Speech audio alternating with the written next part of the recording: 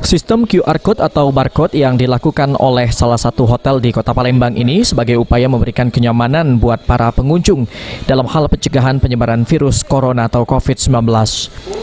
Dalam sistem QR Code ini, pengunjung bisa langsung memesan atau mengorder pesanan yang diinginkan melalui smartphone-nya masing-masing. ACT General Manager Arista Hotel menjelaskan bahwa QR Code ini telah jauh-jauh hari diaplikasikan. Sistem QR Code ini dilakukan oleh Arista Hotel mulai dari pemesanan kamar hotel, menu makanan, outlet hingga pembayaran. QR Code sendiri sebetulnya kita sudah jauh-jauh hari kita aplikasikan ya di Arista, tapi memang tidak semasif sekarang.